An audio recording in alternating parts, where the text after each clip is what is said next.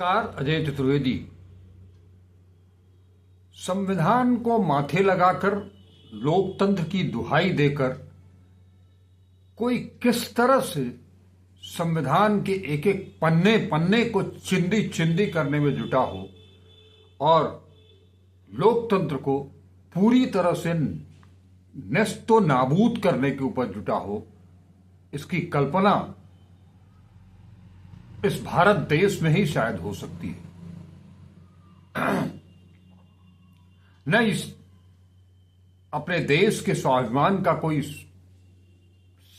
सवाल उठता है, न झूठ का कोई इंतहा है,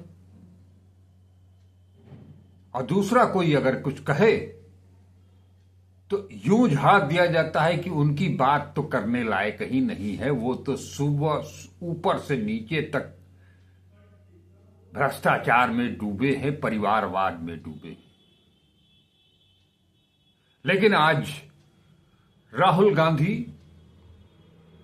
ने एनसीपी और उद्धव ठाकरे, शिवसेना, इनके साथ मिलकर के, संजय राउत, सुप्रिया सुले के साथ मिलकर के जो प्रेस कॉन्फ्रेंस की और उसमें जो बड़ी बड़ी चीजें बताई, दो तीन चीजें ही बताई, हैरत अंगेज है कि आप सबने कभी ये कल्पना की है? हो सकता है कि आप में से भी बहुत सारे लोग किसी न किसी संगठन के, किसी संघ के, किसी संस्था के सदस्य हो जहां पर कि कोई चुनाव होता हो।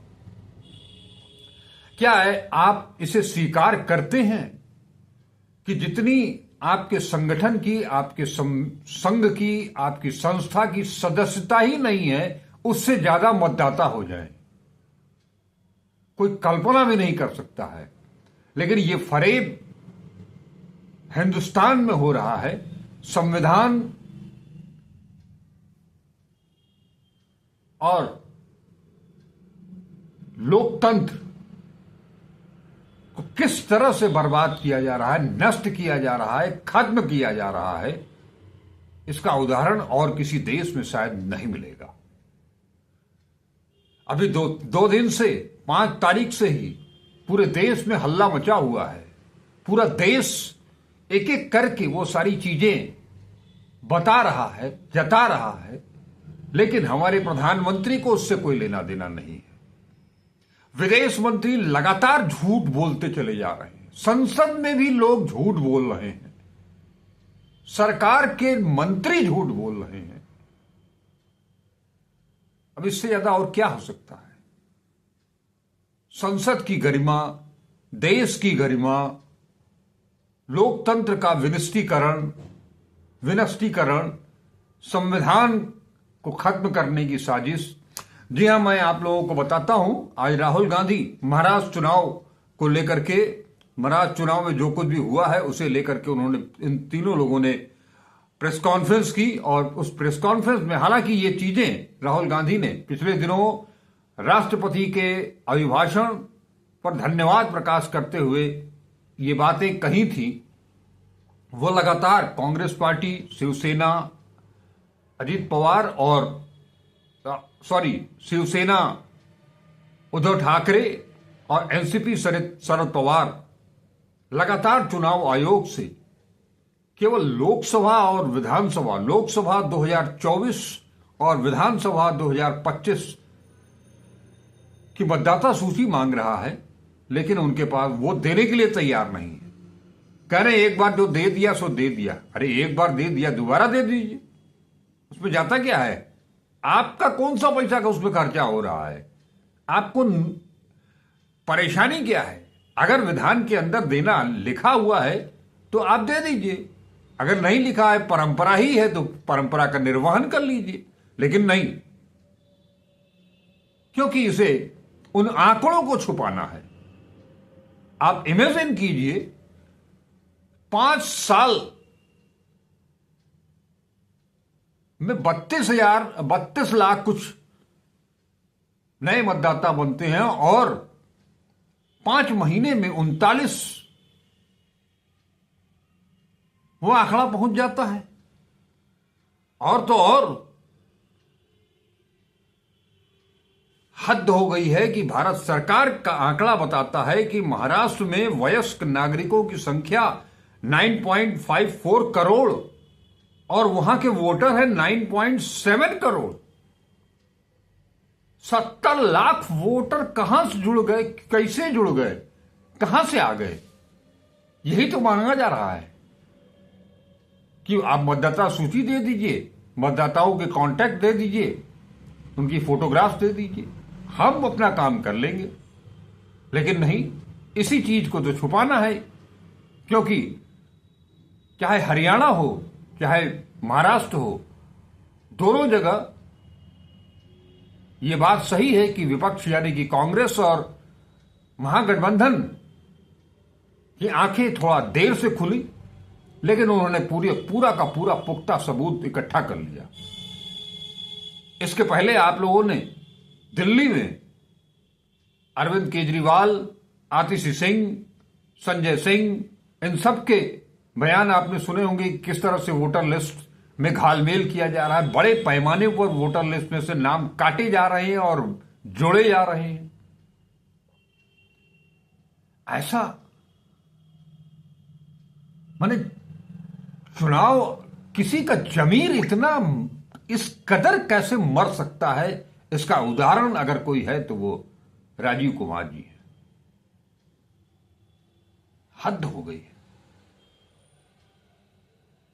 मतलब इसकी कोई कल्पना नहीं कर सकता है कि आप इस तरह का खेल खेल रहे हो। यहां संजय राउत ने भी एक अच्छी बात कही कि एक नया ट्रेंड बन गया है, एक नया मॉड्यूल बन गया है। वही वोटर, वही नाम घूमते रहते हैं पूरे देश में। हरियाणा से महाराष्ट्र आ गए, महाराष्ट्र से दिल्ली आ गए, दिल्ली से अब बिहार चले जाएंगे, बिहार के बाद उत्तर प्रदेश चले जाएंगे। हमको चुनाव जीतना है, इसी तरह से हम जीतते रहेंगे। आप चिल्लाते रहो, चुनाव हम जीत जाएंगे। उसके बाद आप जब इस तरह की बातें सामने लेकर के आओगे तो हमारी पूरी ट्रोलिंग पार्टी है, हमारा पूरा शासन तंत्र है, हमारे मंत्री हैं, विधायक हैं, सांसद हैं, सब बताने लगेंगे कि देखिए हार गए तो रोने लगे। लेकिन यही खेल चल रहा है। मरखटवाड़ी आप सबको अच्छी तरह से याद होगा, जहां के लोगों ने बैलेट पेपर से चुनाव कराने की पूरी तैयारी कर ली थी, लेकिन राज्य फास्ट न हो इसलिए वहां पर पुलिस भेज दी गई, कर्फ्यू लगा दिया गया। वहां का जो प्रतिनिधि है, वहां का जो विधायक जो जीत गया, जीतने के बावजूद वो पुनः मतदान की बात कर रहा है और बैलेट पेपर से मतदान की बात कर रहा है। और ये सारे वोट जो बढ़ाए गए, वोटर जो बढ़ाए गए, वो उन्हीं क्षेत्रों में क्यों बढ़ाए गए जहां पर कि बीजेपी के जीतने के चांसेस ज्यादा हैं। पहले आप सेलेक्ट करते हो कि कहां हमारी स्थिति मजबूत है, उसके बाद फिर वहां पर पूरा चुनाव आयोग, माने एक तरह से बीजेपी का चुनाव, बीजेपी नहीं बल्कि चुनाव आयोग लड़ रहा है। इतने बड़े आरोप के बाद, हालांकि इस तरह के आरोप सीबी प्रमुख पर भी लगे, अभी यूजीसी पर भी लगे, नीट की परीक्षा संचालित करने वालों पर भी लगे, लेकिन कोई फर्क नहीं पड़ता है। हम तो झूर झाड़ करके खड़े हो जाने वाले में से हैं। बेहयाई इस कदर है। लेकिन ये दिन अब बहुत बहुत बहुत हो चुका। एक के बाद एक, एक के बाद एक आप नकारते रहें राहुल गांधी को, आप नकारते रहें बीजेपी को, लेकिन ये चीजें अब बहुत दिन चलने वाली हैं नहीं। आपका जाना तय है। उत्तर प्रदेश की बात मैंने की। यहां अखिलेश यादव जी ने जो मिल्कीपुर और उसके पहले जो 9 सीटों पर उपचुनाव हुए थे उनका खुलासा करके रख दिया है। यहां तक कह दिया कि चुनाव आयोग ने कफन ओढ़ लिया है, मर गया है। माने इतनी सी भी अगर किसी, इतनी सी भी जमीर अगर किसी की बची होती तो वो इतना सब सुनने की बजाय सब कुछ सामने रख देता। अपना स्वाभिमान बेच करके नौकरी कर रहे हैं लोग, पैसा कमाने के लिए अपना स्वाभिमान गिरवी रख दिया है। माने अब इससे ज्यादा और क्या हो सकता है कि एक अधिकारी है, वो शासकों के लिए की चाकरी करते करते अपना जमीर बेच चुका है। एक शासक हैं जो दूसरे विकसित राष्ट्र के शासक के आगे नतमस्तक हो गए हैं। वहां उनके बोलने की हिम्मत नहीं हो रही है कि आपने ये क्या किया, और कहने लगते हैं कि 2009 से लेकर के 2025 तक का आंकड़ा उठा करके देते हैं। एक तस्वीर किसी के पास है जो दिखा सके कि इस तरह से बेड़ियों और हथकड़ियों में जकड़े हुए लोग, जिसमें कि महिलाएं भी हैं, पुरुष भी हैं, बच्चे तक हैं,